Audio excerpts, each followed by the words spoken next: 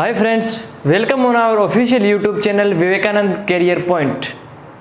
Today we can study cell. In previous class, we can study about cell, basic informations and who discovered cell, who discovered living cell, who discovered dead cells. And we also read size of cell. Today we can read the types of cell. So we can start with the topic of type of cells. Cell have two types. Cell have two types. One is first prokaryotic cells. First is prokaryotic cells. And the second is eukaryotic cell.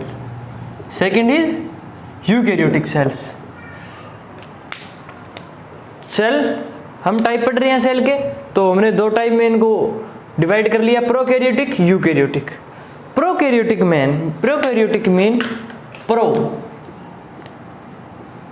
यानी primitive. Pro mean primitive and primitive को हिंदी में कहते हैं आदिम. आदिम का मतलब समझिए आप, अविकसित. आदिम का क्या मतलब हो गया? अविकसित. यानी कैरियोटिक हो गया न्यूक्लियस.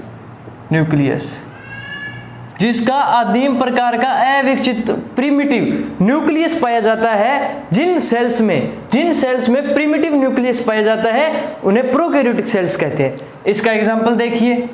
इसका एग्जांपल हो गया बैक्टीरिया. क्या हो गया? बैक्टीरिया, जीवाणु. Bacteria is the example of prokaryotic sales जिसमें अविकसित यानी प्रिमिटिव न्यूक्लियस पाया जाता है. कुछ सेल्स तो ऐसी होती है जिनमें ये होता ही नहीं है, वो भी प्रोकैरियोटिक में आएगी वो सेल्स. और जिनमें होता है वेल डेवलप्ड नहीं होता, अनडेवलप्ड न्यूक्लियस होता है, वो बैक्टीरिया के अंदर आ गया. यूकैरियोटिक की अगर हम बात करें तो इसमें वेल डेवलप्ड न्यूक्लियस पाया जाता है, यानी सुविकसित. क्या हो गया? सुविकसित प्रकार का केंद्रक पाया जाता है. न्यूक्लियस को क्या कहते हैं? केंद्रक. सुविकसित प्रकार का केंद्रक पाया जाता है, वेल डेवलप्ड न्यूक्लियस पाया जाता है यूकैरियोटिक में. अब एग्जांपल ऑफ यूकैरियोटिक्स देखिए. कंप्लीट प्लांटी किंगडम इसके अंदर आता है. कंप्लीट एनिमेलिया किंगडम इसके अंदर आता है. एल्गी यानी शैवाल, fungus, etc. These are the most important example of eukaryotic cells: plantae, animalia, algae and fungus. Okay, यानी we can divide cells in two parts: prokaryotic, eukaryotic. Prokaryotic means primitive, karyotic nucleus यानी primitive nucleus जिसमें अविकसित पाया जाता है वो bacteria, and जिसमें well developed nucleus पाया जाता है वो आ गया यूकैरियोटिक सेल्स में. ओके,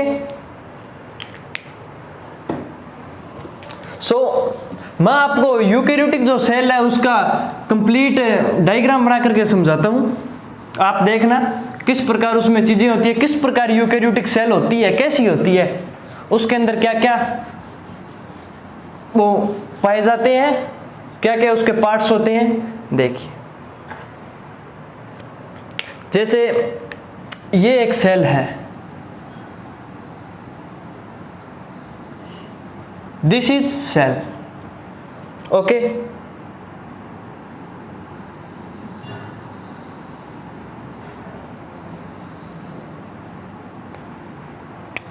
ये होगी सेल बाउंड्रीज. क्या होगी?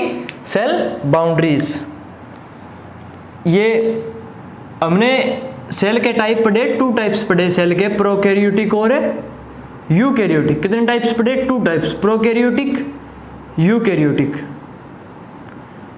प्रो का एग्जाम्पल हमने देखा बैक्टीरिया. प्रो का क्या एग्जाम्पल देखा हमने? Bacteria is the best example of prokaryotic cells. और यूकैरियोटिक सेल्स उसके हमने एग्जाम्पल देखे प्लांटी और एनिमेलिया, फंगस, एल्गी, वो यूकैरियोटिक्स के एग्जाम्पल थे. ठीक है, ये है diagram of eukaryotic cells, note the prokaryotic cell.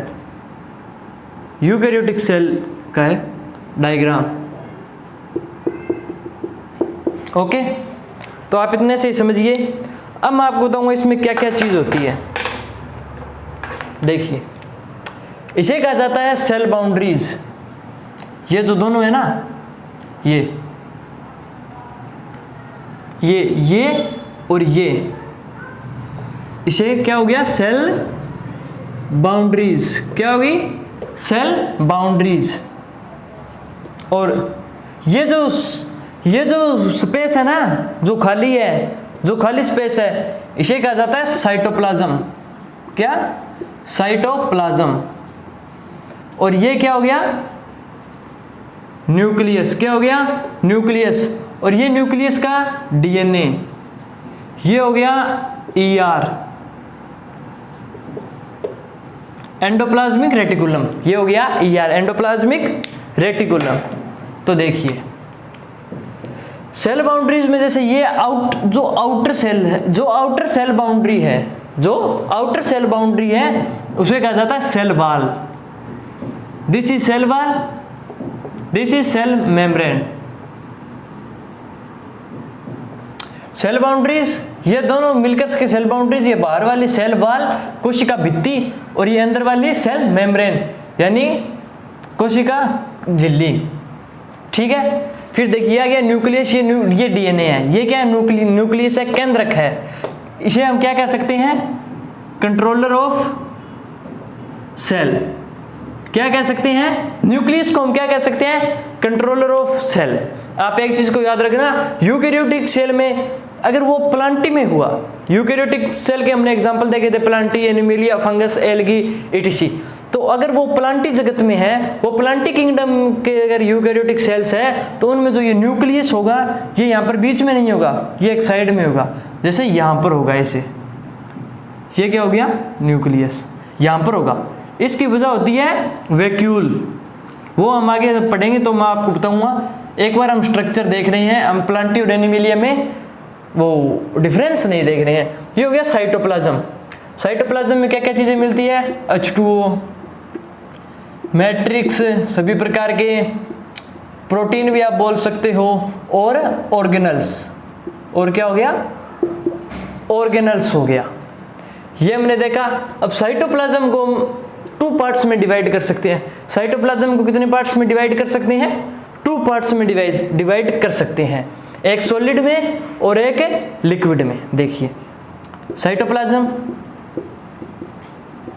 ये जो सारा स्पेस है ना, ये इनको छोड़ करके ये साइटोप्लाज्म ही है, ये साइटोप्लाज्म ही है। ये माइटोकॉन्ड्रिया है, mitochondria power house of cell, ये भी साइटोप्लाज्म के अंदर आता है। ठीक है, तो देखिए साइटोप्लाज्म को 2 भागों में बांट सकते हैं। एक होता है साइटोसोल और एक होता है trophosol. Cytosol and trophosol. Cytosol में आएगा लिक्विड पार्ट। इसमें जो लिक्विड पार्ट है, जैसे इसमें H2O है, इसमें मैट्रिक्स है, यानी लिक्विड पार्ट। साइटोसोल में हम क्या क्या पढ़ेंगे, इसमें लिक्विड भी है, सॉलिड भी है। तो लिक्विड किस में आएगा, साइटोसोल में। और trophosol, in trophosol we can find cell organelles, जिसे हम हिंदी में कहते हैं कोशिकांक। सेल ऑर्गेनल्स को हिंदी में क्या कहा जाता है, कोशिकांक। तो इसमें आ गया सेल ऑर्गेनल्स। ट्रोफोसोल, ट्रोफोसोल किस में आ गया, सेल ऑर्गेनल्स में। और साइटोसोल लिक्विड होगा, H2O होगा, मैट्रिक्स होगा। सेल ऑर्गेनल्स कौन कौन से होंगे, सभी होंगे, ribosome, mitochondria, ribosome, mitochondria, ER, GB, Golgi body. क्या हो गया, गोल्जी बॉडी। इसके अलावा लाइसोसोम, ATC। ये सभी सेल ऑर्गेनल्स ट्रोफोसोल में आएंगे। किस में आएंगे, ट्रोफोसोल में आएंगे। और साइटोसोल में क्या आएगा, लिक्विड, H2O और मैट्रिक्स। ठीक है, साइटोप्लाज्म को हमने 2 पार्ट्स में डिवाइड किया। और इसी के बेस पर हम यह भी बोल सकते हैं कि, मैं आपको इरेज कर देता हूं, एक लाइन लिखनी है कि all cell organelles of eukaryotic cells are located in cytoplasm. क्या बोला, all cell organelles of eukaryotic cell, all organelles of eukaryotic cells are located in cytoplasm. ये सेंटेंस आप लिख लीजिए, all cell organelles of eukaryotic cells are located, all organelles of eukaryotic cells are located in cytoplasm.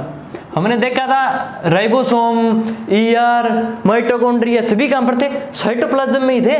तो all cell organelles यानी सभी कोशिकांग eukaryotic कोशिका के। हमने सेल्स को कितने पार्ट में डिवाइड किया था? 2 पार्ट में, प्रोकैरियोटिक और यूकैरियोटिक के आधार पर। तो अब यूकैरियोटिक सेल्स की हम बात कर रहे हैं, तो उसके जो सभी कोशिकांग होंगे वो लोकेटेड होंगे साइटोप्लाज्म में, ठीक है, साइटोप्लाज्म में। ये हमारा टाइप्स ऑफ सेल हमने पढ़ लिए, प्रोकैरियोटिक, यूकैरियोटिक। अब हम बात करते हैं सेल वॉल की। किसकी? सेल वॉल की, जिसे हिंदी में कहा जाता है कोशिका भित्ति। आप लोग सेल वॉल के बारे में क्या क्या जानते हैं? सेल वॉल, हम जब कोशिका की स्ट्रक्चर बनाते हैं तो ये जो सबसे बाहरी भित्ति होती है ये सेल वॉल होती है, ये सेल मेम्ब्रेन होती है, ये सेल मेम्ब्रेन होती है, और जो बाकी इसके अंदर होते हैं उन्हें सेल ऑर्गेनल्स कहा जाता है। जैसे बाकी सेल ऑर्गेनल्स मैंने आपको बता दिया कौन कौन से होते हैं, वो सभी आ जाएंगे इसके अंदर।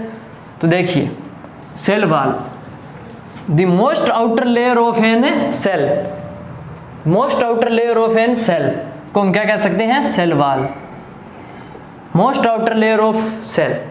सेल वॉल कैसी होती है? तो सबसे पहले तो आप ये ध्यान रखना कि जो सेल वॉल है वो नॉन लिविंग होती है। क्या होती है? नॉन लिविंग, यानी वो मृत होती है, वो डेड होती है, वो लिविंग नहीं होती। तो नॉन लिविंग होगी, नॉन लिविंग होगी तो वो कैसी होगी? रिजिड। आप पूछोगे सर रिजिड क्या है? यानी दृढ़ होती है, कठोर होती है। सेल वॉल क्या होती है? कठोर होती है। रिजिड होती है, प्रीमिएबल होती है। क्या होती है? प्रीमिएबल होती है, यानी उसमें पोर्स होते हैं। पोर्स यानी वो स्मॉल मोलिकुलर जो भी पार्टिकल्स हैं उन्हें पास करते हैं, स्मॉल मोलिकुलर पार्टिकल्स को पास करते हैं। यानी प्रीमिएबल से क्या मतलब हो गया? जो ये सेल वॉल है इसमें, जैसे यहाँ पर ये देखिए, ये देखिए आप, ये यहाँ पर एक पोर हो गया ना, इससे जो भी छोटे होंगे, यानी इस पोर से जो छोटा पार्टिकल होगा वो यहाँ से पास कर करके अंदर चला जाएगा, सेल के अंदर चला जाएगा ना, तो यहाँ पर हो गया प्रीमिएबल। कैसा हो गया? प्रीमिएबल हो गया। प्रीमिएबल का मतलब समझ गए, इसमें पोर्स होते हैं। ये देखिए, यहाँ पर इतनी सी जगह थी, इससे जो छोटा पार्टिकल था वो अंदर चला गया। फिर हम बात करते हैं सेल वॉल किस में प्रेजेंट्स होती है, किस में प्रेजेंट होती है और किस में नहीं होती। सेल वॉल किस में प्रेजेंट होती है और किस में नहीं होती? जो सेल वॉल है वो सभी में नहीं होती। सेल मेम्ब्रेन सभी सेल्स में पाई जाएगी, सेल मेम्ब्रेन सभी सेल में पाई जाएगी, पर जो सेल वॉल है वो सभी सेल में नहीं पाई जाएगी।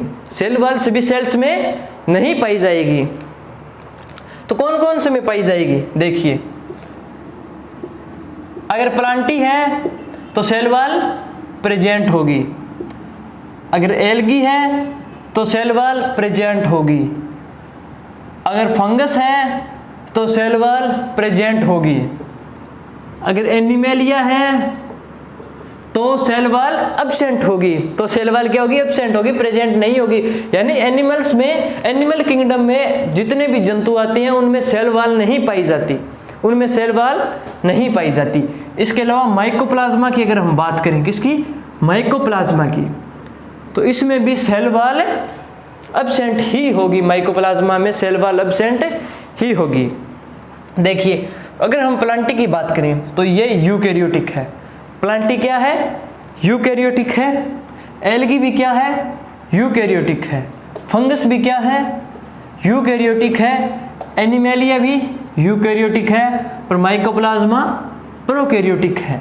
और माइकोप्लाज्मा के साथ और क्या क्या? जो बैक्टीरिया है, bacteria is also prokaryotic. Bacteria भी क्या है?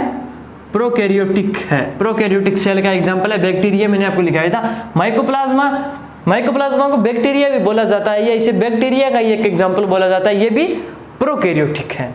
और अगर हम बैक्टीरिया की बात करें कि बैक्टीरिया में सेल वॉल प्रेजेंट होती है या एब्सेंट होती है, तो बैक्टीरिया में सेल वॉल प्रेजेंट होती है। देखिए किस किस में होती है, प्लांटी में सेल वॉल प्रेजेंट होगी, एल्गी में सेल वॉल प्रेजेंट होगी, फंगस में सेल वॉल प्रेजेंट होगी, एनिमेलिया में सेल वॉल नहीं होगी, माइकोप्लाज्मा में भी सेल वॉल नहीं होगी, बैक्टीरिया में सेल वॉल प्रेजेंट होगी। ये आप लिखिए। अब जो सेल वॉल है वो इन सभी के सेल वॉल जैसे इन तीनों में प्रेजेंट है, इसमें तो वो जरूरी नहीं है वो एक ही, वो सभी एक प्रकार की कंपोजिशन से बनी हो, उनका जो कंपोजिशन होगा वो अलग अलग होगा। देखिए प्लांटी में क्या होता है कंपोजिशन, ये सेल्यूलोज होता है इसकी सेल वॉल में, सेल्यूलोज, हेमीसेल्यूलोज होता है, हेमीसेल्यूलोज, पैक्टिन होता है, क्या होता है पैक्टिन, सेल्यूलोज, हेमीसेल्यूलोज, पैक्टिन। इसके अलावा प्रोटीन भी पाया जाता है थोड़ी मात्रा में। तो इन चारों से मिलकर के क्या बनेगी, प्लांटी की जो सेल वॉल है वो बनेगी। इन चारों से मिलकर के प्लांटी की सेल वॉल होगी, यानी ये कंपोजिशन ऑफ सेल वॉल्स हो गए, इसे हम कंपोजिशन ऑफ सेल वॉल बोल सकते हैं। ठीक है, क्या क्या होगा, सेल्यूलोज, हेमीसेल्यूलोज और पैक्टिन और प्रोटीन। ठीक है, अगर हम बात करें एल्गी की, किसकी, एल्गी की, तो एल्गी में सेल्यूलोज होगा, सेल्यूलोज होगा और क्या क्या होगा, देखिए सेल्यूलोज होगा और मिनरल्स होंगे, minerals like calcium carbonate, calcium carbonate जैसे मिनरल्स होंगे, यानी इसमें ये पैक्टिन, हेमीसेल्यूलोज और ये सब नहीं होगा। अगर हम फंगस की बात करें, अगर हम फंगस की बात करें तो इसकी जो सेल वॉल है वो काइटिन की बनी होती है, किसकी, काइटिन की। इसकी जो सेल वॉल है वो काइटिन की बनी होती है, किसकी, फंगस की। एल्गी की सेल्यूलोज और मिनरल्स लाइक कैल्शियम कार्बोनेट जैसे मिनरल्स होती हैं उनसे, और सेल्यूलोज से इसकी सेल्यूलोज, हेमीसेल्यूलोज, पैक्टिन, प्रोटीन। सबसे ज़्यादा इंपॉर्टेंट प्लांटी की ही सेल वॉल है, सबसे ज़्यादा इंपॉर्टेंट किसकी है, प्लांटी की है। एनिमेलिया की सेल वॉल किससे मिलकर बनी होती है, भैया सेल वॉल होती ही नहीं है तो किसी से मिलकर नहीं बनी होगी। माइकोप्लाज्मा की भी किसी से मिलकर नहीं बनी होगी। अगर हम बात करें बैक्टीरिया की, किसकी बात करें, बैक्टीरिया की, तो वो होती है पेप्टोग्लाइकोल, पेप्टोग्लाइकोल किससे मिलकर बनी होती है, पेप्टोग्लाइकोल। बैक्टीरिया की जो सेल वॉल है वो पेप्टोग्लाइकोल या पेप्टोग्लाइकोल भी आप बोल सकते हो, इसी से मिलकर बनी होती है। माइकोप्लाज्मा में एब्सेंट होती है, एनिमेलिया में भी एब्सेंट होती है। इन जो ये चार है, ये 4 है, इनमें प्रेजेंट होती है, एनिमेलिया और माइकोप्लाज्मा में एब्सेंट होती है। यहाँ से प्रश्न जेट में सबसे ज़्यादा पूछा गया है इसी से, कि निम्न में से सेल वॉल किस में नहीं होती, तो एनिमेलिया में नहीं होती। ठीक है, तो हमने ये पढ़े सेल वॉल किस में, किन में प्रेजेंट होती है, किन में यूकैरियोटिक प्रकार की, यूकैरियोटिक सेल्स में होती है, प्रोकैरियोटिक सेल्स में होती है, और ये किस किस से मिलकर बनी होती है, इसका फॉर्मेशन क्या होता है। एक चीज़ याद रखना, जरूरी नहीं है कि प्रोकैरियोटिक है तो होगी या नहीं होगी, वो प्रोकैरियोटिक सेल हो भी सकती है, नहीं भी हो सकती। ये जो 2 एग्जाम्पल है ये प्रोकैरियोटिक के हैं, इस प्रोकैरियोटिक में नहीं है, इस प्रोकैरियोटिक में है। ठीक है, ये दोनों एग्जाम्पल प्रोकैरियोटिक सेल के हैं, इसमें है, इसमें नहीं है। और अगर हम बात करें यूकैरियोटिक की, कि यूकैरियोटिक में तो सेल वॉल होगी नहीं, animalia is eukaryotic example, but इसमें नहीं होती, फंगस में होती है, एल्गी में होती है, प्लांटी में होती है। ठीक है, इसको आप लिखिए। इसके बाद हम पढ़ेंगे सेल वॉल का फॉर्मेशन देख लिया। अगर इसका पूछ ले, इसको डिस्कवर किसने किया सेल वॉल को, कोशिका भित्ति, तो ये की गई रॉबर्ट ब्राउन के द्वारा। किसके द्वारा, रॉबर्ट ब्राउन के द्वारा। ठीक है, ठीक है, लिख लीजिए आप इसको, मैं इरेज कर रहा हूं। अब हम पढ़ेंगे types of cell wall. Type of cells हमने पढ़े, उसमें प्रोकैरियोटिक, यूकैरियोटिक 2 प्रकार की सेल्स होती है, वो भी हमने पढ़ी, कैसी होती है, कौन कौन सी होती है। अब देखिए, अब हम पढ़ेंगे types of cell wall. Cell wall के कितने टाइप्स होते हैं, आप कमेंट करके बताइए सेल वॉल के कितने टाइप्स होते हैं, कीजिए आप comment. Types of cell wall, types of cell wall. Primary cell, secondary cell, tertiary cell, middle lamella, ये सब हम टाइप्स ऑफ सेल वॉल में पढ़ते हैं। तो मैं आपको इसको स्ट्रक्चर के द्वारा समझाता हूँ। किसके द्वारा? स्ट्रक्चर के द्वारा। देखिए ये एक सेल है, ये क्या है? सेल है। सेल की स्ट्रक्चर वो भी कैसी सकती है, पर हम थोड़ा सा इसको सुंदर ही बना लेते हैं, आसानी से समझ आ जाए। ये अलग सेल है, ये अलग सेल है, ये 2 सेल्स हमने ली, सेल नंबर 1, सेल नंबर 2, ये हमने 2 सेल्स ले ली। ये जिस चीज़ से जुड़ी होगी, ये किसी न किसी चीज़ से तो जुड़ी होगी। इसे क्या कहा जाता है? इसे कहा जाता है मिडल लेमिला। क्या कहा जाता है? Middle lamella. This is the middle lamella. Middle lamella को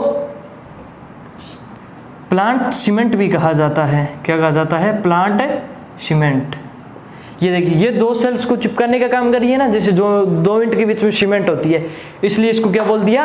प्लांट सीमेंट बोल दिया। मिडल लेमिला क्या होगी? मिडल लेमिला क्या होगी?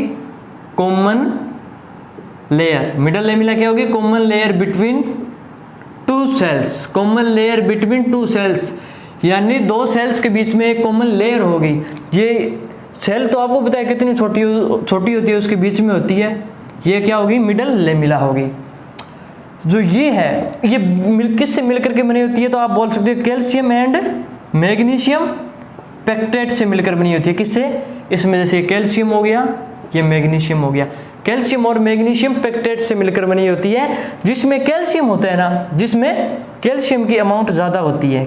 आपसे पूछ लिए किससे मिलकर के बनी होती है, तो ऑप्शन आएगा calcium, magnesium pectate, cellulose, hemicellulose, peptidoglycol. तो आपको क्या करना है? Calcium and magnesium pectate. ये नहीं आएगा कि कैल्शियम ज़्यादा होता है या मैग्नीशियम ज़्यादा होता है। मैंने आपको इन्फॉर्मेशन के लिए बताया है कि इसमें कैल्शियम की मात्रा ज़्यादा होती है। ये सबसे बाहरी लेयर है। देखिए, लेयर के हिसाब से इसको 3 पार्ट्स में बांटा गया है। लेयर के हिसाब से कितने पार्ट में? 3 पार्ट में। Primary cell wall, secondary cell wall, tertiary cell wall. प्राथमिक कोशिका भित्ति, द्वितीयक कोशिका भित्ति, तृतीयक कोशिका भित्ति। तो देखिए ये कौन सी होगी? ये प्राइमरी सेल वॉल होगी। कौन सी होगी? प्राइमरी सेल वॉल, प्राथमिक कोशिका भित्ति। और ये मोस्ट आउटर लेयर भी होगी, मोस्ट आउटर लेयर भी होगी।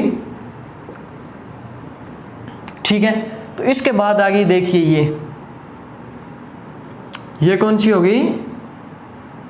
Secondary layer. कौन सी होगी? Secondary layer. ये कौन सी होगी? Secondary layer. जो सेकेंडरी लेयर है उसे भी आगे 3 भागों में बांटा गया है। कितने भागों में?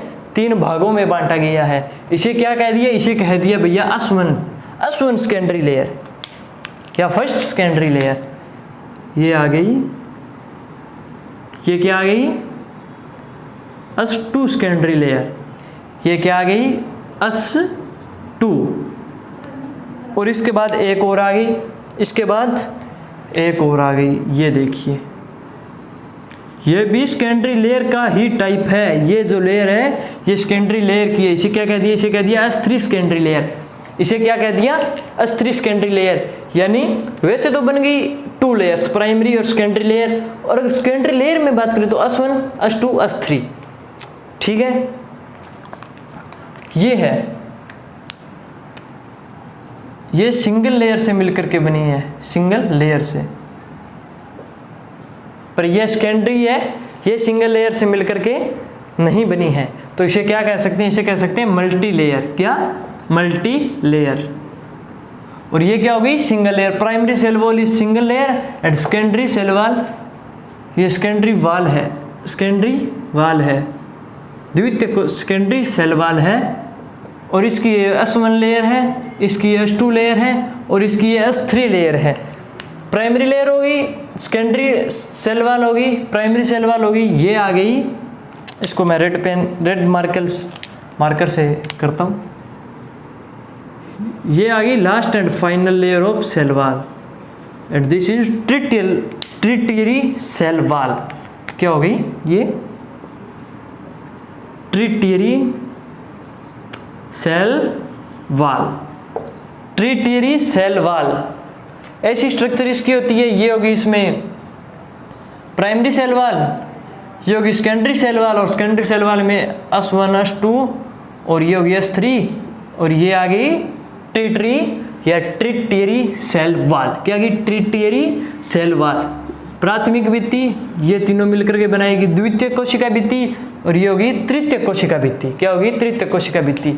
और इसके अंदर फिर आएगी सेल मेम्ब्रेन। ये क्या आ गई? Cell membrane. इसमें फिर आ गया ये साइटोप्लाज्म, न्यूक्लियस, साइटोप्लाज्म में सभी ऑर्गेनेल्स आ गए, और ये अंदर से सेल की वो अंदर वाली स्ट्रक्चर हो गई जो हमने लास्ट क्लास में पढ़ी थी। और शायद नहीं पढ़ी है तो मैं कल आपको इसकी स्ट्रक्चर पढ़ाऊंगा सेल की, ठीक है। ये आप समझ गए। टाइप्स ऑफ सेल वाल में देखिए, middle lamella, primary cell wall, secondary cell wall और ट्रिटियरी सेल वाल। क्या होगी? Primary cell wall, secondary cell wall और ट्रिटियरी सेल वाल। आप याद रखना, प्राइमरी सेल वाल देखिए, आप याद रखना, primary cell wall, primary cell wall और सेकेंडरी सेल वाल में मैं आपको कुछ डिफ्रेंशिएशंस लिखा रहा हूं, मैं इसको इरेज कर रहा हूं, जो आपको याद रखनी है प्राइमरी सेल वाल और सेकेंडरी सेल वाल में।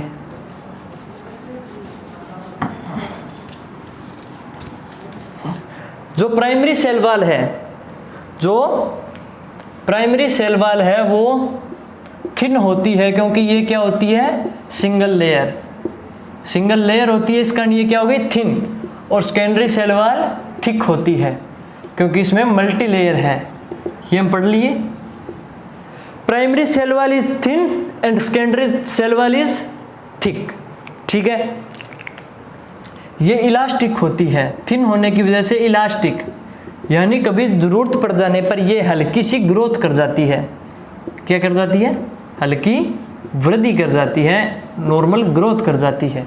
और ये रिजिड होती है, ये थोड़ी बहुत भी नहीं कर पाती, क्योंकि ये कठोर होती है, बहुत ज़्यादा कठोर होती है, ठीक है। तो इसको हम इलास्टिक होने का से हम क्या बोल सकते हैं? प्राइमरी सेल वाल को कैपेबल ऑफ ग्रोथ, ठीक है। क्वेश्चन आएगा कि निम्न सेल वाल में से capable of growth cell wall कौन सी है, जो ग्रोथ कर सकती है? ऑप्शन आ गया primary cell wall, secondary cell wall, tertiary cell wall और मिडल लेमिला भी आ सकता है। आएगा ही मिडल लेमिला, तो आपको कौन सा करना है? प्राइमरी सेल वाल। सीधे नॉर्मल क्वेश्चंस आते हैं, बहुत डिफिकल्ट क्वेश्चंस नहीं आते हैं, नॉर्मल क्वेश्चन आएगा। सेल टॉपिक में से एकदम नॉर्मल क्वेश्चन आएगा, ठीक है। अगर हम बात करें ये किस किस की मिलकर बनी होती है, तो जो प्राइमरी है ये सेल्यूलोज, हेमीसेल्यूलोज, हेमीसेल्यूलोज, ये आ गया सेल्यूलोज और पैक्टिन। सेल्यूलोज, हेमीसेल्यूलोज और पैक्टिन, प्रोटीन भी आप बोल सकते हो। और ये जो सेकेंडरी सेल वाल है, सेकेंडरी सेल वाल जो थिक होती है मल्टीलेयर होने की वजह से, और थिक होती है तब रिजिड भी होगी, ये भी सेम टू सेम इनकी ही ऐसी की ऐसी इनकी ही बनी होती है। किससे? सेल्यूलोज से, हेमीसेल्यूलोज से, पैक्टिन से और प्रोटीन से। आप एक क्वेश्चन यह भी दिमाग में सोच रहे होंगे कि अगर ये एक ही प्रकार के कॉम्पोजिशन से मिलकर बनी होती है तो ये एक ही वॉल क्यों नहीं होती, ये अलग अलग क्यों है? जो प्राइमरी सेल वाल है वो थिन होती है, क्योंकि उसमें जैसे ये सेल्यूलोज, हेमीसेल्यूलोज, पैक्टिन, प्रोटीन ये है ना, इनके जो कॉम्पोजिशंस हैं वो इस प्रकार, जैसे वो एक दूसरे से जुड़े हुए होते हैं ऐसे नॉर्मल, यानी वो बहुत ज़्यादा स्ट्रॉन्ग नहीं जुड़े हुए होते, वो वीक जुड़े हुए होते हैं, इस कारण वो थोड़ी थिन होती है, सिंगल लेयर होती है, थिन हो गए। और जो सेकेंडरी सेल वाल है उसके जो ये कॉम्पोजिशन है सेल्यूलोज, हेमीसेल्यूलोज, पैक्टिन, प्रोटीन, ये आपस में से थिक जुड़े हुए होते हैं ऐसे, इस कारण ये रिजिड होते हैं। क्या होते हैं? इस कारण रिजिड होते हैं, थिक होते हैं, ठीक है। जो ट्रिटियरी सेल वाल है, ट्रिटियरी सेल वाल, इसकी खुद की एक खासियत है, ये और किन्हीं भी सेल्स में नहीं पाई जाती, ये सिर्फ जिम्नोस्पर्म में पाई जाती है। किसमें? जिम्नोस्पर्म्स में। और अगर आप जिम्नोस्पर्म्स की भी बात करें तो जिम्नोस्पर्म के ट्रेकाइड्स में, जिम्नोस्पर्म के ट्रेकाइड्स में ही ये पाई जाती है। किस किस से मिलकर बनी होती है? ये होती है composed of hemicellulose, composed of hemicellulose, कि ये सिर्फ जिम्नोस्पर्म के ट्रेकाइड्स में ही पाई जाती है। And xylan, composed of hemicellulose and xylan, ये हमने पढ़े primary cell wall, secondary cell wall और territory cell wall, composed of hemicellulose, xylan. ये सिर्फ टेरिटरी सेल वॉल सिर्फ जिम्नोस्पर्म में पाई जाएगी। यहाँ से क्वेश्चन आ सकता है, टेरिटरी सेल वॉल किस में पाई जाएगी? जिम्नोस्पर्म में। ठीक है,